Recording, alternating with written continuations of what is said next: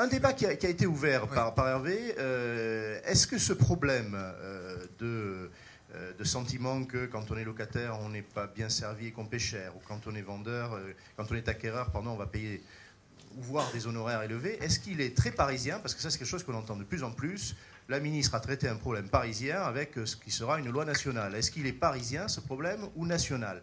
Et est-ce que les insatisfactions que vous décriviez, pour vous, vous êtes une organisation nationale, cette insatisfaction est nationale?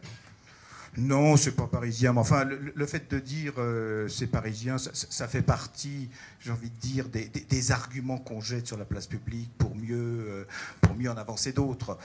Non, c'est quelque chose qu'on constate sur l'ensemble du territoire. Peut-être plus, c'est vrai, dans les zones dites tendues, mais on a des remontées de Marseille, de Montpellier, de Lille. Enfin, c'est globalement, c'est approximativement la même image partout. Ce sont des grandes villes. Vous venez quand même citer des grandes villes. Vous n'avez pas cité de... Non, mais il est évident qu'à la campagne, dans la France profonde, comme on dit, les rapports entre les individus sont quand même quelque peu différents de ceux qu'on a à Paris ou à Marseille, etc. Bon, c'est vrai qu'il y a une différence.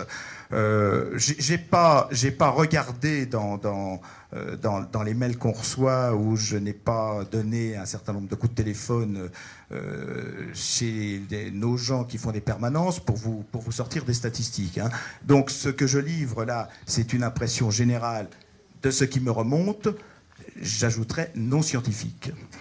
Je voudrais rajouter une dernière chose avant de passer à mes voisins qui ne bouent pas encore, mais qui ont l'air d'avoir envie de dire un certain nombre de choses, que l'explication qui consiste à dire si les agents immobiliers ont une mauvaise image, c'est aussi dû à la crise, à la rareté des logements, ça doit intervenir un petit peu, mais selon nous, ça n'est pas la véritable raison, hein. Si les agents immobiliers, même dans une situation de crise de l'offre importante, si les agents immobiliers faisaient autrement leur travail, enfin, je dis je ne voudrais pas mettre tout le monde dans le même sac, hein, parce que je tiens à préciser, il y a, comme dans toutes les professions, des brebis galeuses, mais comme dans toutes les professions, il y a des gens qui font correctement leur métier, hein. Donc je ne voudrais pas que vous vous imaginiez que les propos que je tiens sont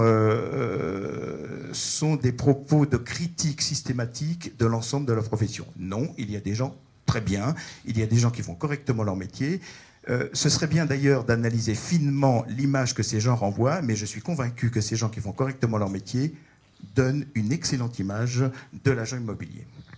Merci beaucoup. Alors, juste un petit point. Là, il y a deux aspects qui sont abordés. Il y a l'aspect du montant total de la commission. Mais ce montant total de la commission, je voudrais pour Monsieur le député rappeler que dans la précédente table ronde, on l'a traité aussi. Et en fait, si les honoraires sont aussi importants pour si peu de temps passé avec les clients à qui la prestation finalement est facturée, c'est aussi parce que avec le système aujourd'hui de la majorité de mandats simples par rapport aux mandats exclusifs, les agents immobiliers travaillent pour X clients et facturent finalement le coût de leur travail à un seul client qui fait la transaction avec eux. Hein, donc ça, c'est un...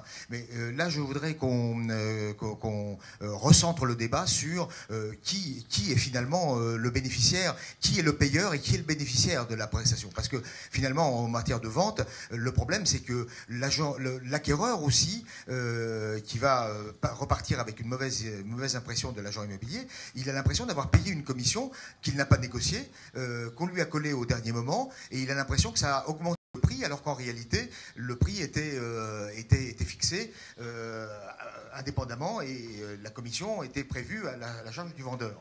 alors si